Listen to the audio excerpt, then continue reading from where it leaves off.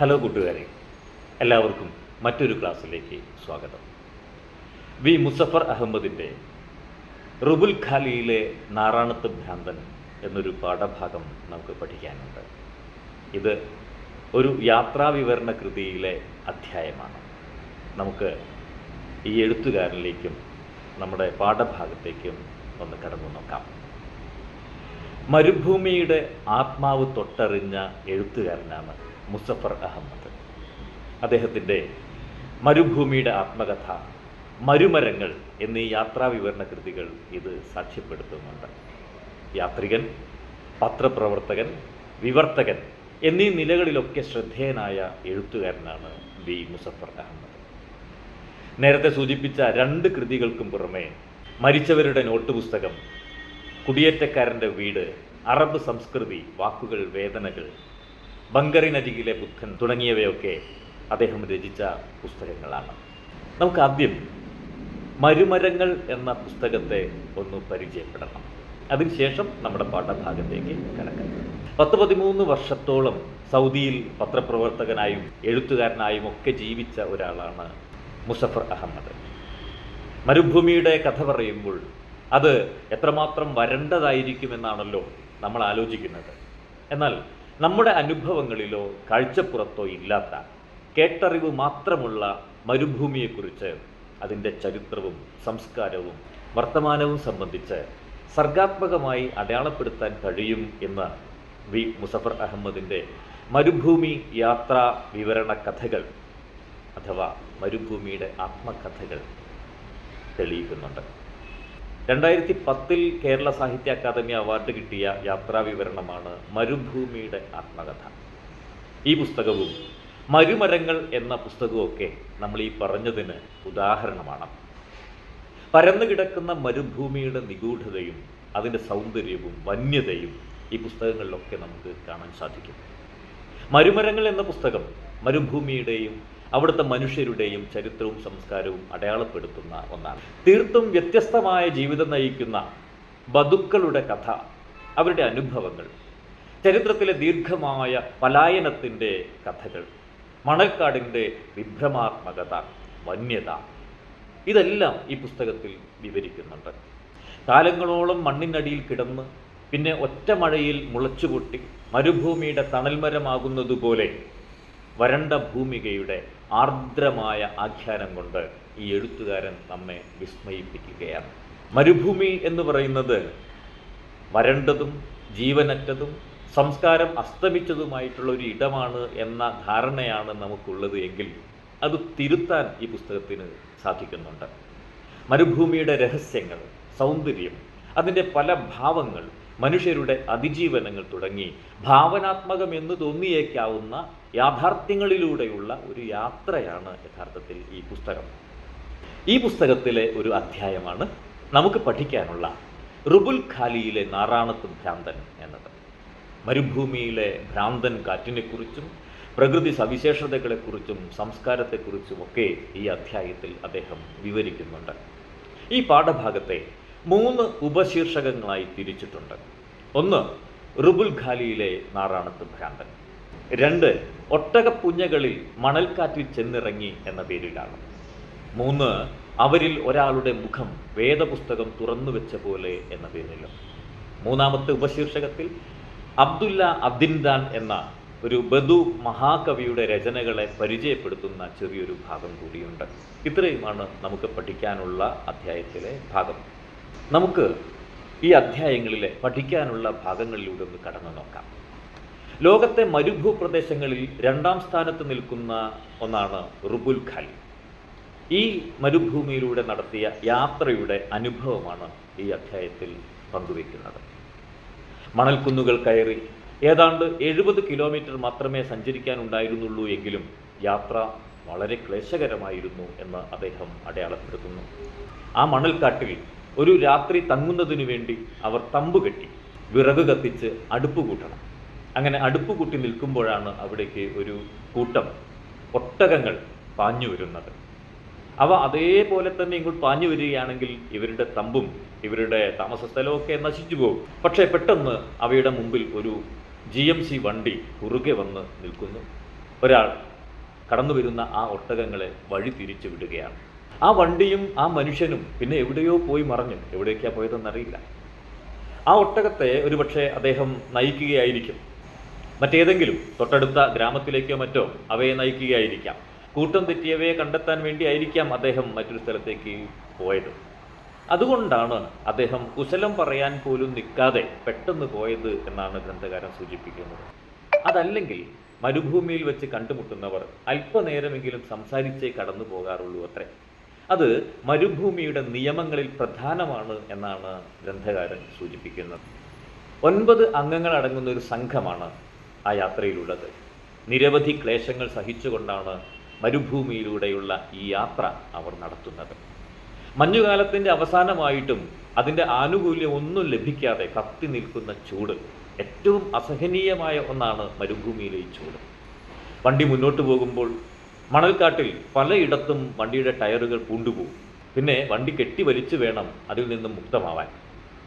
ആവശ്യത്തിനുള്ള വെള്ളവും പെട്രോളും ഒക്കെ കരുതി, വലിയ കാനുകളിൽ കരുതി, അതൊക്കെ വണ്ടിയിൽ സൂക്ഷിച്ചാണ് അവർ യാത്ര നടത്തുന്നത്. ഇങ്ങനെ പെട്രോളും വെള്ളവും കരുതിയില്ലെങ്കിൽ യാത്ര വളരെ ബുദ്ധിമുട്ടാണ് എന്ന് അദ്ദേഹം സൂചിപ്പിക്കുന്നുണ്ട്. കാരണം വെള്ളം കിട്ടില്ല, പെട്രോള് വഴിയിൽ വെച്ച് തീർന്നു കഴിഞ്ഞാൽ പിന്നെ മുന്നോട്ട് പോകാൻ കഴിയില്ല. അതുകൊണ്ട് ആവശ്യത്തിൽ കൂടുതൽ പെട്രോളും വെള്ളവും ഒക്കെ കരുതിയിട്ടാണ് അവർ യാത്ര നടത്തുന്നത്. പെട്രോൾ നിറച്ച വണ്ടിയിൽ യാത്ര ചെയ്യുമ്പോൾ വളരെയേറെ കരുതൽ ആവശ്യമുണ്ട്.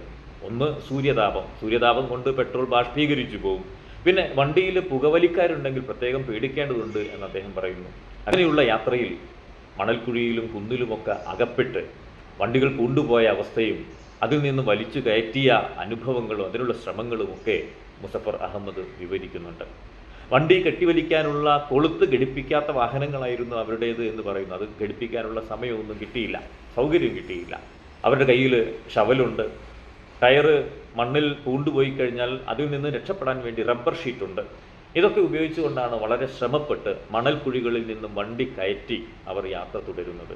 അങ്ങനെയുള്ള യാത്രയുടെ അനുഭവം അദ്ദേഹം ഇതിൽ വിവരിക്കുന്നുണ്ട്. അദ്ദേഹം മരുഭൂമിയിൽ കാണുന്ന ചില മണലിൻ്റെ സവിശേഷതകൾ എടുത്തു പറയുന്നുണ്ട്. നല്ല വെളുത്ത നിറത്തിലുള്ള ചൊരിമണൽ എന്നാണ് പറയുന്നത്. അവയിലൊന്നാണ്. ആളുകളും ഒട്ടകങ്ങളും വണ്ടികളും അടക്കം വീണുപോകുന്ന ഒരു കെണിയാണ് ഈ ചൊരിമണൽ എന്നാണ് അദ്ദേഹം വിവരിക്കുന്നത്. ജീവിതയാത്രയെക്കുറിച്ച് ശക്തമായി ഓർമ്മിപ്പിക്കാൻ പറ്റുന്ന ഒന്നാണ് ഈ ചൊരിമണൽ. അദ്ദേഹം അതിനെ വിളിക്കുന്നത് കെണിമണൽ എന്നാണ്. അപ്പോൾ ജീവിതയാത്രയെക്കുറിച്ച് നിരന്തരം ഈ കെണിമണൽ നമ്മളെ ഓർമ്മിപ്പിച്ചു കൊണ്ടിരിക്കുന്നു എന്ന് അദ്ദേഹം പറയുന്നു. ഇടയ്ക്ക് അതിൽ കുടുങ്ങിയും പിന്നെ രക്ഷപ്പെട്ടും വീണ്ടും കുടുങ്ങിയും പിന്നെയും രക്ഷപ്പെട്ടും ഒക്കെ അങ്ങനെ മുന്നോട്ട് പോകുന്ന അനുഭവത്തെയാണ് അദ്ദേഹം ഇങ്ങനെ വിവരിക്കുന്നത്. ഈ അനുഭവത്തെ ഇങ്ങനെയല്ലാതെ മറ്റെങ്ങനെയാണ് വിവരിക്കാൻ സാധിക്കുക? തരിമണൽ എന്ന മറ്റൊരു മണൽ പ്രദേശത്തെക്കുറിച്ചും അദ്ദേഹം പറയുന്നുണ്ട്. തരിമണൽ, മനുഷ്യൻ വെറുതെ നിന്നാൽ തന്നെ മുട്ടറ്റം വരെ താഴ്ന്നു പോകുന്ന തരത്തിലുള്ള ഒരു മണൽ പ്രദേശമാണ് ഈ തരിമണൽ. മറ്റൊരിടത്ത് മൊസൈക്ക് പോലെ തിളങ്ങുന്ന ഒരു മണലുമുണ്ട്. ഇങ്ങനെ മണൽ വകഭേദങ്ങളിലൂടെയാണ് തങ്ങൾ സഞ്ചരിച്ചു കൊണ്ടിരിക്കുന്നത് എന്ന് അദ്ദേഹത്തിൻ്റെ ഈ യാത്രാനുഭവം നമ്മോട് വിളിച്ചു പറയുന്നുണ്ട്.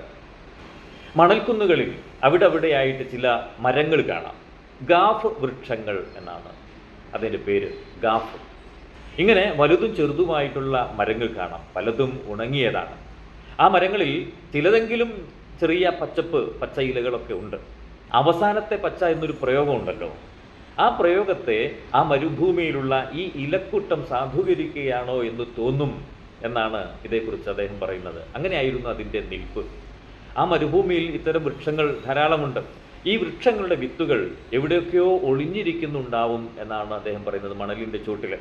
അപ്പോൾ ഒരു മഴ പെയ്തു കഴിഞ്ഞാൽ പാതാളങ്ങളിൽ നിന്ന് എന്നതുപോലെ ആഴങ്ങളിൽ നിന്ന് അവ മുളച്ചു പൊന്തുമത്രേ. അങ്ങനെ വല്ലപ്പോഴും പെയ്യുന്ന മഴയ്ക്ക് വേണ്ടി കാത്തിരിക്കുന്ന വിത്തുകൾ നീണ്ട കാലത്തിന് ശേഷം മുളച്ചു പൊന്തുന്നത് അതിജീവനത്തിൻ്റെ ഒരു വലിയ പാഠമായിട്ടാണ് അദ്ദേഹം പറയുന്നത്. അതിജീവനത്തിൻ്റെ വലിയ പാഠമാണ് അത് പകർന്നു തരുന്നത് എന്നാണ് അദ്ദേഹത്തിൻ്റെ ഭാഷ്യം. അങ്ങനെ പോകുന്ന വഴികളിൽ വണ്ടുകളെ കാണാം.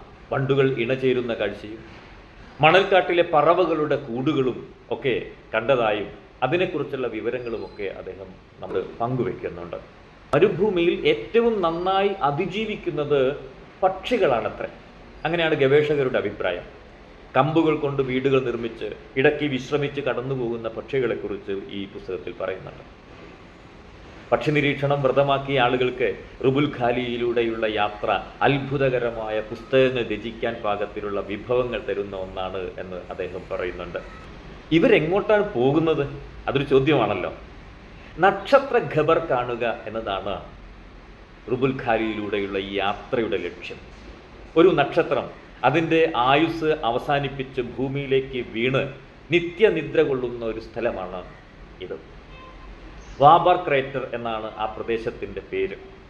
1932 ഒരു സംഘം ശാസ്ത്രജ്ഞരാണ് ഈ പ്രദേശം കണ്ടെത്തിയത്. ഇങ്ങനെയൊരു നക്ഷത്രം വീണ് കിടക്കുന്ന ഒരു സ്ഥലമുണ്ട് എന്ന് ആ ശാസ്ത്ര സംഘമാണ് കണ്ടെത്തുന്നത്. ഭൂമിയിൽ വീണ നക്ഷത്രങ്ങളുടെ അവശിഷ്ടങ്ങൾ ലോകത്ത് പല ഭാഗങ്ങളിലുമുണ്ട്. 18 പ്രദേശങ്ങളിലായിട്ട് ലോകത്തിൻ്റെ പല ഭാഗങ്ങളിലായിട്ട് ഇങ്ങനെ ഉള്ള അവശിഷ്ടങ്ങളുണ്ട്. അതിലൊന്നാണ് ഇവിടെ കാണുന്നത്. 40 അടി താഴ്ചയിലും 330 അടി വ്യാസവുമുള്ള ഒരു വലിയ കുഴിയാണ്. ഉരുകിക്കിടക്കുന്ന നിരവധി വസ്തുക്കൾ ആ കുഴിയിലുണ്ടത്രേ. കണ്ടാൽ കല്ലുകളെപ്പോലെ തോന്നും, പക്ഷെ കല്ലല്ല. മരണം എല്ലാ ഭംഗിയും കെടുത്തിക്കളയുന്നു എന്ന് ഈ നക്ഷത്ര ഖബർ കാണുമ്പോൾ ഒരിക്കൽ കൂടി ബോധ്യപ്പെടും എന്ന് അദ്ദേഹം പറയുന്നുണ്ട്. ഈ നക്ഷത്രത്തിൻ്റെ കുഴിമാടം കണ്ട ഗ്രന്ഥകാരൻ അങ്ങനെയാണ് അതിനെ അടയാളപ്പെടുത്തുന്നത്. നമുക്ക് ഒരിക്കലും അവിടെ നിന്ന് നക്ഷത്രത്തിൻ്റെ തിളക്കമോ ഒരു തരിയോ കാണാൻ സാധിക്കില്ല. ഇരുട്ടിൻ്റെ കറുപ്പിലേക്ക് അമർന്ന ഒരു നക്ഷത്രം നിത്യദുഃഖമായി തീർന്ന ഒരു അനുഭവമായിട്ടാണ്, അല്ലെങ്കിൽ അങ്ങനെ ഒരു അനുഭവമാണ് പങ്കുവെക്കുന്നത് ഈ നക്ഷത്ര ഖബർ പങ്കുവെക്കുന്നത് എന്നാണ് ഗ്രന്ഥകാരൻ സൂചിപ്പിക്കുന്നത്. ഈ അധ്യായത്തിലെ 2ാമത്തെ ഭാഗം ഒട്ടകപ്പൂഞ്ഞകളിൽ മണൽ കാട്ടിൽ ചെന്നിറങ്ങി എന്നതാണ്. സൗദി അറേബ്യയുടെയും കുവൈത്തിൻ്റെയും അതിർത്തിയിൽ ഉമറു ഖൈമയിൽ വർഷത്തിലൊരിക്കൽ നടക്കുന്ന ഒട്ടകമേള കാണാൻ പോയ ഒരു അനുഭവമാണ് ഈ ഭാഗത്ത് അദ്ദേഹം പങ്കുവെക്കുന്നത്. ഉമ്മുറു ഖൈമ, അതാണ് സ്ഥലത്തിൻ്റെ പേര്. ദഹ്ന മരുഭൂമിയുടെ കിഴക്കൻ ചെരുവിലൂടെയുള്ള ഒരു യാത്രയാണത്. അങ്ങനെ കിഴക്കൻ ചെരുവിലൂടെയാണ് അവർ യാത്ര നടത്തുന്നത്. ഈ യാത്രയിലാണ് മണൽക്കുന്നുകളെയും മണൽ വീടുകളെയും ഒക്കെ സൃഷ്ടിക്കുന്ന, അവയെ തകർത്ത് തരിപ്പണമാക്കുന്ന കാറ്റിനെക്കുറിച്ച് പരാമർശിക്കുന്നത്. നിമിഷ നേരങ്ങൾ കൊണ്ട് ഒരു മലയുണ്ടാക്കാനും ഒരു കുന്നുണ്ടാക്കാനും ഒരു മണൽ വീട് ഉണ്ടാക്കാനും അതേ നിമിഷം കൊണ്ട് തന്നെ അതിനെ ഇല്ലാതെയാക്കാനും വലിയ തുരങ്കങ്ങൾ ഉണ്ടാക്കാനും വലിയ മണൽ ഗുഹകൾ നിർമ്മിക്കാനും ഒക്കെ കഴിയുന്ന കാറ്റിൻ്റെ സവിശേഷതയെക്കുറിച്ചാണ് ഈ ഭാഗത്ത് അടയാളപ്പെടുത്തുന്നത്. ഇങ്ങനെ നിമിഷ നേരങ്ങൾ കൊണ്ട് കുന്നുകളും തുരങ്കങ്ങളും ഗുഹകളും വീടുകളുമൊക്കെ, മണൽ വീടുകൾ ആണ് ഉദ്ദേശിക്കുന്നത് കേട്ടോ, ഇങ്ങനെ മണൽ കൊണ്ട് തുരങ്കങ്ങളും വീടുകളും ഒക്കെ ഉണ്ടാക്കാൻ കഴിയുന്നത് പോലെ തന്നെ അടുത്ത നിമിഷത്തിൽ തന്നെ അവ തകർക്കാനും കഴിയുന്ന കാറ്റിനെക്കുറിച്ച് പറഞ്ഞപ്പോഴാണ് മരുഭൂമിയിലെ നാറാണത്ത് ഭ്രാന്തൻ എന്ന് ഈ കാറ്റിനെ ഗ്രന്ഥകാരൻ വിമർശിക്കുന്നത്. നമ്മുടെ ശീർഷകവും അതുതന്നെയാണല്ലോ അല്ലേ. ഭൂചലനങ്ങളിൽ കെട്ടിടങ്ങൾക്ക് ചില ഭാവമാറ്റം ഉണ്ടാവാറുണ്ടല്ലോ. മണൽക്കുന്നുകൾക്കും നിമിഷ നേരം കൊണ്ട് അങ്ങനെ രൂപം മാറാൻ കഴിയും എന്ന് ഈ മരുഭൂമിയിലെ യാത്രാനുഭവം ബോധ്യപ്പെടുത്തുന്നു എന്നാണ് അദ്ദേഹം പറയുന്നത്.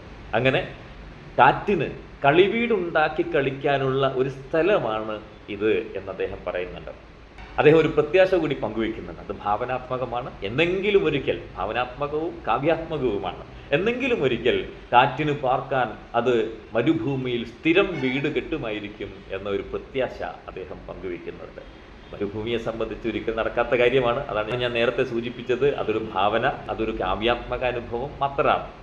ഉമറു ഖൈബയിലെ ഒട്ടകമേള കാണാനാണ് ഈ യാത്ര എന്ന് സൂചിപ്പിച്ചല്ലോ. 500 കിലോമീറ്റർ അകലെയാണ് അത് നടക്കുന്നത്. പോകുന്ന വഴിയിൽ മരുഭൂമിയിൽ അവർ തമ്പടിക്കുന്നു. അവിടെ തങ്ങിയതിന് ശേഷം നേരം പുലർന്നതിന് ശേഷം പോകുന്നു. അങ്ങനെയാണ് അവരുടെ യാത്ര. അങ്ങനെയൊക്കെയാണ് അവർ വിചാരിച്ചിരുന്നത്. അങ്ങനെ ഹൈവേയിൽ നിന്ന് മരുഭൂമിയിലേക്ക് കയറി അധിക ദൂരം നടക്കുന്നതിന് മുമ്പ് തന്നെ അവിടെ വണ്ടി മണൽക്കെണിയിൽ കുടുങ്ങിപ്പോയി. അതിൽ നിന്നും രക്ഷപ്പെടാനുള്ള ശ്രമങ്ങൾ നടത്തിയെങ്കിലും അത് പരാജയപ്പെട്ടു. അതുകൊണ്ട് അവർ ആ സ്ഥലത്ത് തന്നെ തമ്പടിക്കുകയാണ് ഉണ്ടായത്.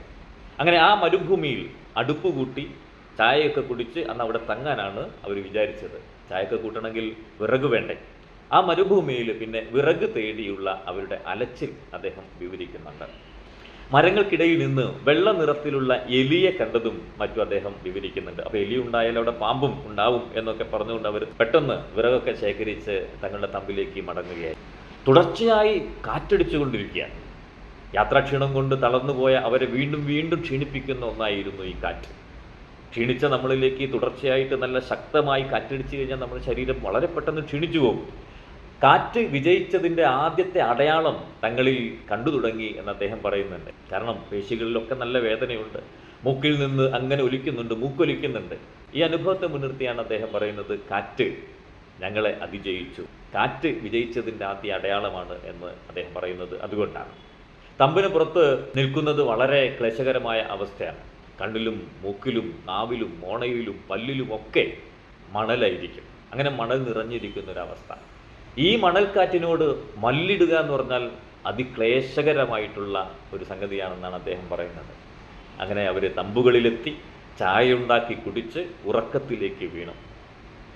ഉറക്കത്തിനിടയിലാണ് അവർക്ക് ബോധ്യമായത് തമ്പ് പൊളിക്കാൻ പാകത്തിൽ കാറ്റ് ആഞ്ഞു വീശുന്നുണ്ട്. അവിടെ തമ്പിൻ്റെ മേൽക്കൂരയൊക്കെ വളഞ്ഞു കുത്തിയിട്ടുണ്ട്. എങ്കിലും എണ്ണം കൊണ്ട് അവർ നന്നായി ഉറങ്ങി. പിറ്റേന്ന് നേരം വെളുത്തപ്പോഴാണ് അവർ തമ്പിന് പുറത്തേക്ക് ഇറങ്ങിയത്. ഏതാനും ദിവസങ്ങൾക്ക് മുമ്പ് ആ മരുഭൂമിയിൽ മഴ പെയ്തിരുന്നു. അതുകൊണ്ട് മണ്ണിന് ചെറിയൊരു നനവുണ്ടായിരുന്നു. ഇവിടുത്തെ കാറ്റിനെക്കുറിച്ച് പറയുമ്പോൾ ഗ്രന്ഥകാരൻ്റെ ഭാഷ ഒരു കവിത പോലെ ആവുന്നത് നമുക്ക് കാണാൻ സാധിക്കും. ഒരു മണൽക്കാട്ടിൽ പോയി കഴിഞ്ഞാൽ നാം എന്ത് കാണാനാണ്, എന്തനുഭവം ഉണ്ടാവാനാണ്, എന്തനുഭവം ലഭിക്കാനാണ്? ഇതൊക്കെയാണല്ലോ നമ്മൾ വിചാരിക്കുന്നത്. പക്ഷേ നോക്കൂ, മണൽക്കാറ്റിനെക്കുറിച്ചും അതിൻ്റെ പ്രകടനത്തെക്കുറിച്ചും ഒരു വിവരണം തന്നെ അദ്ദേഹം നടത്തുന്നുണ്ട്. അതിങ്ങനെയാണ്: വേനലിൽ മണൽക്കുന്നുകൾക്ക് ഉണ്ടാവാറുള്ള പരുഷത പൂർണ്ണമായും അപ്രത്യക്ഷമായിരിക്കുന്നു. നനഞ്ഞ് സ്വപ്നം കാണാൻ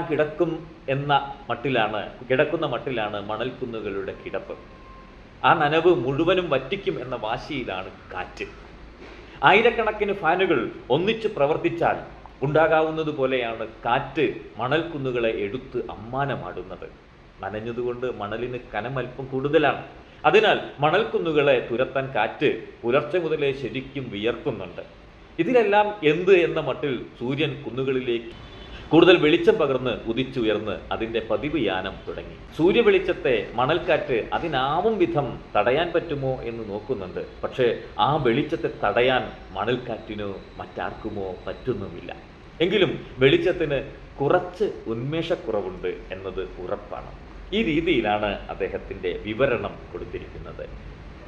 എത്രമാത്രം കാവ്യാത്മകമാണ് എന്ന് നോക്കും. കാഴ്ച അനുഭവത്തെ കാവ്യാത്മകമാക്കുന്ന ഒരു അനുഭവമാക്കി മാറ്റുന്ന സവിശേഷമായ ഒരു എഴുത്താണത്. അതിനുശേഷം അവർ ഒട്ടകമേള നടക്കുന്ന സ്ഥലത്തേക്ക് എത്തിച്ചേരുകയാണ്. നൂറുകണക്കിന് തമ്പുകൾ കൊണ്ട് നിറഞ്ഞിരിക്കുന്ന ഒരു സ്ഥലമാണത്.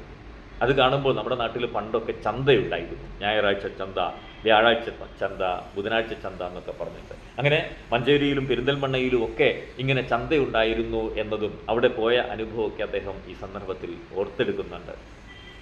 തുടർന്ന് അവർ ഒട്ടകമേള നടക്കുന്ന സ്ഥലത്തേക്ക് എത്തുന്നു. പിന്നെ അതിനെക്കുറിച്ചുള്ള വിവരണമാണ്. ദഹിന മരുഭൂമിയിൽ തന്നെയാണ് ആ മേള നടക്കുന്നത്. മേള മൊത്തം നടന്നു കാണാൻ പ്രയാസമാണ്. കാരണം അത്രയ്ക്ക് ദൂരമുണ്ട്, അത്രയ്ക്ക് വിസ്തൃതി ഉണ്ട്. അതിന് വാഹനത്തിൽ പതുക്കെ സഞ്ചരിക്കുക, പിന്നെ ഇടയ്ക്കൊക്കെ ഒന്ന് ഇറങ്ങി ഒന്ന് നടന്നു നോക്കുക, പിന്നെയും വണ്ടിയിൽ കയറുക, പിന്നെ അങ്ങനെ നടക്കുക. അങ്ങനെയൊക്കെ ഇത് കാണാൻ പറ്റുള്ളൂ. ജനവാസമില്ലാത്ത ഒരു മേഖലയാണ്, മരുഭൂമിയിലാണ് ഈ ഒട്ടകമേള നടക്കുന്നത്. ഈ സന്ദർഭത്തിൽ മാത്രമാണ് അവിടെ ജനങ്ങൾ ഉണ്ടാകുന്നത്. ജനങ്ങൾ മാത്രമല്ല, ഒട്ടകങ്ങളും. ആ സമയത്ത് താൽക്കാലിക കടകളുണ്ടാകുന്നു, കടകളും മറ്റുമൊക്കെ ഉണ്ടാകുന്നു. ഒട്ടകവുമായി ബന്ധപ്പെട്ടുകൊണ്ടുള്ള പല വിധത്തിലുള്ള സാധന സാമഗ്രികളൊക്കെ അവിടെ കാണാം. നമ്മൾ തമിഴ്നാട്ടിലും മറ്റുമൊക്കെ പോകുന്ന കാലിച്ചന്തകളിൽ പോയാൽ കാലിച്ചന്തകളിൽ അവരുടെ ചില സാധന സാമഗ്രികളൊക്കെ ഉണ്ടാവുമല്ലോ. എന്നതുപോലെ ഒട്ടകവുമായി ബന്ധപ്പെട്ട സാധന സാമഗ്രികളൊക്കെ കിട്ടുന്ന ഒരു സന്ദർഭം കൂടിയാണത്. പിന്നെ മറ്റൊരു കച്ചവടം വിറക് കച്ചവടമാണ്. കാരണം വരുന്ന ആളുകൾക്കൊക്കെ വിറക് വേണം.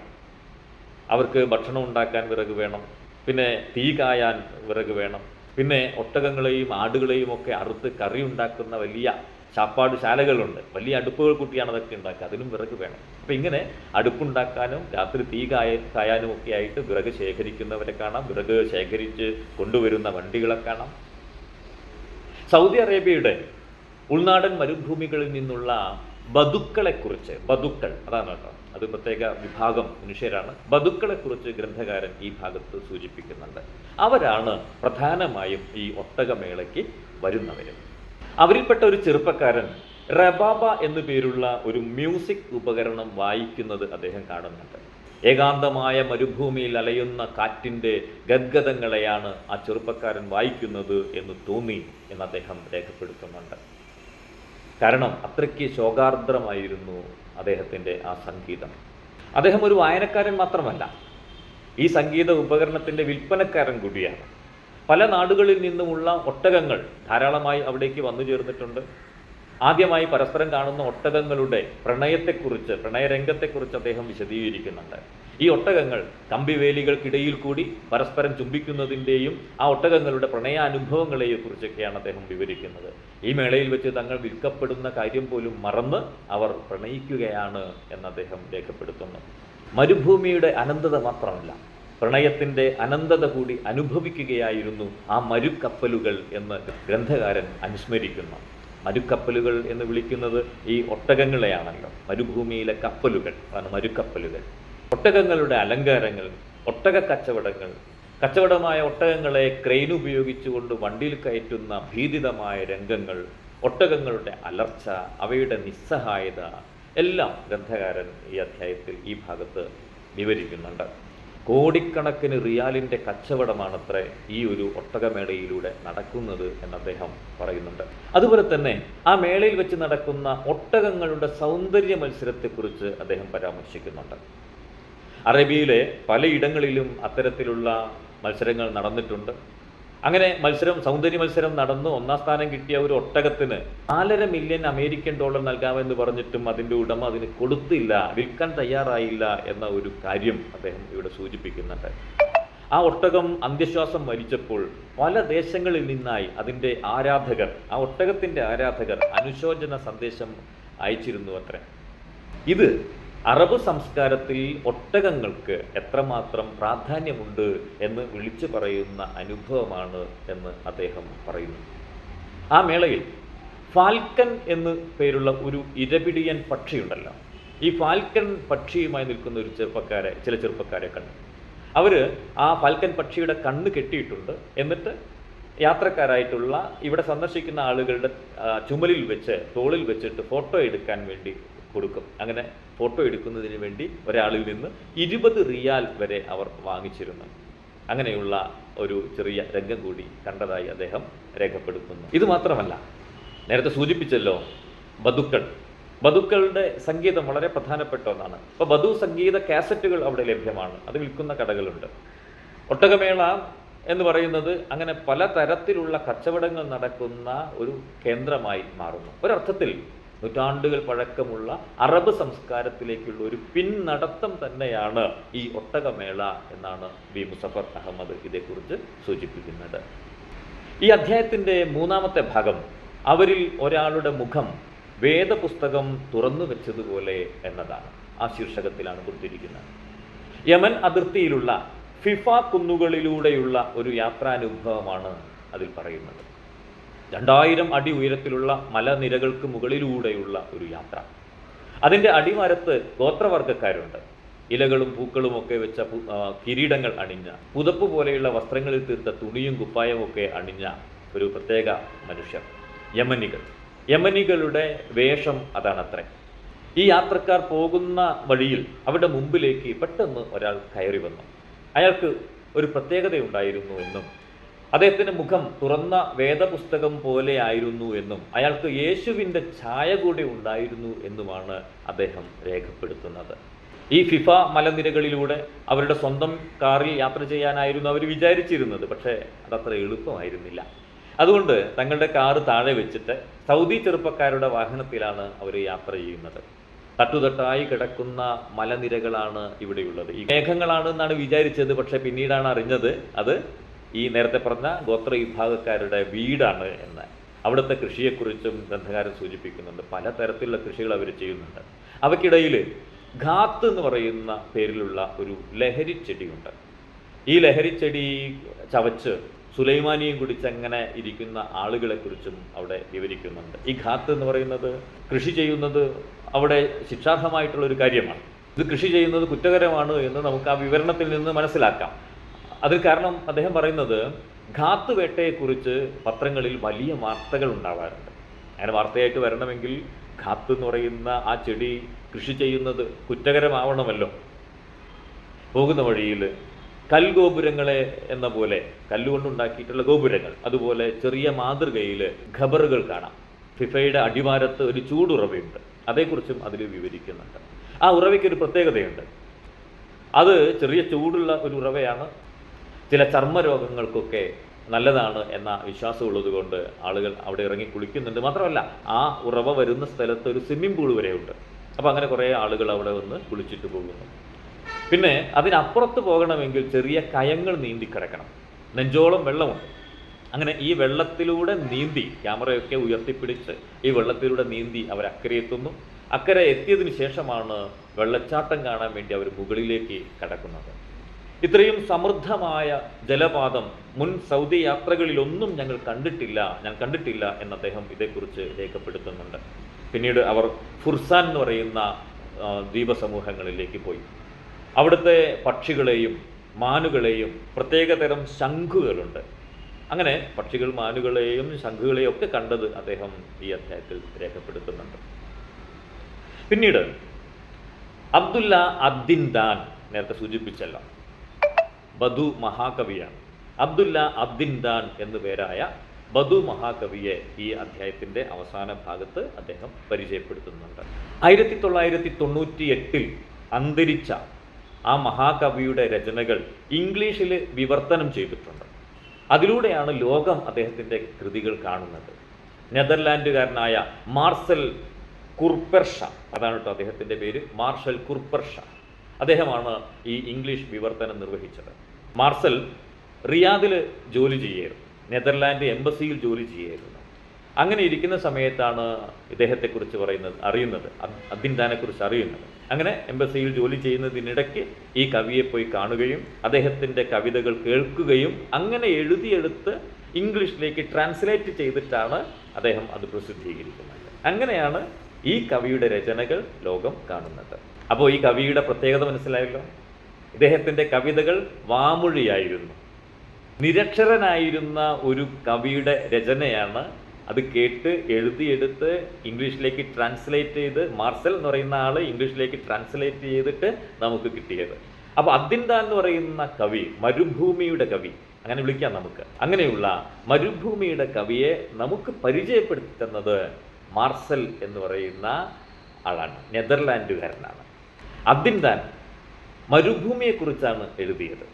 മനുഷ്യരുടെ മരുഭൂമി അനുഭവങ്ങളും അദ്ദേഹത്തിൻ്റെ ജീവിത ദർശനവും ഒക്കെ നിറഞ്ഞു നിൽക്കുന്ന ഒന്നാണ് അദ്ദേഹത്തിൻ്റെ കവിതകൾ എന്ന് ഗ്രന്ഥകാരൻ സൂചിപ്പിക്കുന്നുണ്ട്. മരുഭൂമിയിലെ ജീവിതം ഒരാളുടെ ഉള്ളിലെ ചെകുത്താനെ ചികിത്സിച്ച് ഭേദപ്പെടുത്താൻ പറ്റിയ ഏറ്റവും നല്ല മരുന്നാണ് എന്നാണ് അദ്ദേഹം തൻ്റെ ഒരു കവിതയിൽ രേഖപ്പെടുത്തിയിരിക്കുന്നത്.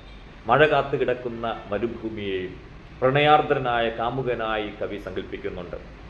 ഇങ്ങനെയുള്ള വിശാലമായ ഭാവനയും ജീവിത വീക്ഷണവും ദാർശനികതയും ഒക്കെയുള്ള ഒരു കവിയെയാണ് ഗ്രന്ഥകാരൻ ഇവിടെ പരിചയപ്പെടുത്തിയിരിക്കുന്നത്. ആ കവി അവിവാഹിതനായി ജീവിക്കുകയായിരുന്നു. ജീവിതത്തിൽ ഉടനീളം അദ്ദേഹം അവിവാഹിതനായിരുന്നു. ഒട്ടകങ്ങളുമായി മരുഭൂമിയുടെ അനന്തതയിലൂടെ ഇങ്ങനെ അലഞ്ഞു നടക്കുന്ന ഒരു മനുഷ്യനായിരുന്നു അദ്ദേഹം. മരുഭൂമിയുടെ അനന്തതയിൽ മനുഷ്യൻ എത്ര നിസ്സാരനാണ് എന്ന് അദ്ദേഹം തൻ്റെ കവിതയിലൂടെ ബോധ്യപ്പെടുത്തുകയാണ്. അങ്ങനെ 80ാമത്തെ വയസ്സിലാണ് അദ്ദേഹം മരിക്കുന്നത്. റുബുൽ ഖാലി എന്ന മരുഭൂമി, ആ മരുഭൂമി Yemen, Saudi Arabia, Oman, Abu Dhabi വരെ നീണ്ടു പരന്നു കിടക്കുന്ന ഒരു വലിയ മരുഭൂമിയാണ്. അത് മുഴുവൻ കാണണമെങ്കിൽ മാസങ്ങളോളം വേണ്ടിവരും എന്ന് മാത്രമല്ല, അതിന് പ്രത്യേക സംവിധാനങ്ങളും ധാരാളം പണവും ഒക്കെ വേണം. മാത്രമല്ല ഈ രാജ്യങ്ങളുടെ എല്ലാ അനുമതിയും വേണം. നേരത്തെ സൂചിപ്പിച്ചല്ലോ, Yemen, Saudi Arabia, Oman, Abu Dhabi, ഈ രാജ്യങ്ങളുടെയൊക്കെ അനുമതി ഉണ്ടെങ്കിൽ ഈ പറഞ്ഞ പ്രദേശം മുഴുവനും നമുക്ക് കാണാൻ പറ്റുള്ളൂ. ഇവിടങ്ങളിലൊക്കെ സഞ്ചരിക്കണം എന്നത് തൻ്റെ ഏറ്റവും വലിയ ആഗ്രഹമാണ് എന്നും അദ്ദേഹം ഇവിടെ പറയുന്നുണ്ട്. ഈ യാത്രയിൽ കണ്ടുമുട്ടിയ ഒരു ബദു, നേരത്തെ സൂചിപ്പിച്ചല്ലോ ഇവിടുത്തെ ഒരു ജനവിഭാഗം, ആ ബദു പറഞ്ഞൊരു വാക്കുകൾ ഓർത്തുകൊണ്ട് ഈ ഒരു അധ്യായം അദ്ദേഹം അവസാനിപ്പിക്കുകയാണ്. അതിങ്ങനെയാണ്: ഞങ്ങളെപ്പോലെ സംഘമായി ജീവിക്കൂ, നിങ്ങൾക്കും ഞാൻ 100 പിന്നിടുന്ന ആയുസ് വാഗ്ദാനം ചെയ്യാം. ഇതായിരുന്നു ആ ബദു അവരോട് പറഞ്ഞത്. മരുഭൂമിയിലെ ജീവിതവും വിശിഷ്യ സംഘമായുള്ള ജീവിതവും ദീർഘായുസ് പകർന്നു തരും എന്നാണ് അദ്ദേഹം പറഞ്ഞതിൻ്റെ അർത്ഥം. ഇങ്ങനെ പൊതുവെ ഉണങ്ങി വരേണ്ടത് എന്നും നിർജീവമായത് എന്നുമൊക്കെ കരുതുന്ന മരുഭൂമിയെക്കുറിച്ച് നമുക്ക് സങ്കല്പിക്കാനാവാത്തതിനപ്പുറമുള്ള നേർക്കാഴ്ചകളും അനുഭവങ്ങളും പകർന്നു തരുന്ന ഒന്നാണ് വി മുസഫർ അഹമ്മദിൻ്റെ മരുമരങ്ങൾ എന്ന സഞ്ചാര സാഹിത്യകൃതി. സമ്പന്നമായ കാഴ്ചാനുഭവങ്ങൾ പകർന്നു തരുന്ന യാത്രയേക്കാൾ കഠിനമായതും അതിലേറെ വിസ്മയിപ്പിക്കുന്നതുമായ അനുഭവങ്ങളിലൂടെയാണ് തൻ്റെ മരുഭൂമി സഞ്ചാരങ്ങൾ കടന്നുപോയത് എന്ന് മുസഫർ അഹമ്മദ് ഈ പുസ്തകത്തിലൂടെ സൂചിപ്പിക്കുന്നു. അതിലെ ഒരു അധ്യായമാണ് നമ്മൾ പഠിച്ചത്. ഈ പുസ്തകം മുഴുവൻ വായിക്കാനുള്ള ഒരു സാഹചര്യമായി ഈ പാഠത്തെ കാണുക. എല്ലാവരും ഈ പുസ്തകം മുഴുവൻ വായിക്കുക. മരുഭൂമി സഞ്ചാരത്തിൻ്റെ വ്യത്യസ്തമായ അനുഭവങ്ങളെ വി മുസഫർ അഹമ്മദ് രേഖപ്പെടുത്തി വച്ചിരിക്കുന്നത് എങ്ങനെയാണെന്ന് അറിയുക, ആസ്വദിക്കുക. നന്ദി, നമസ്കാരം.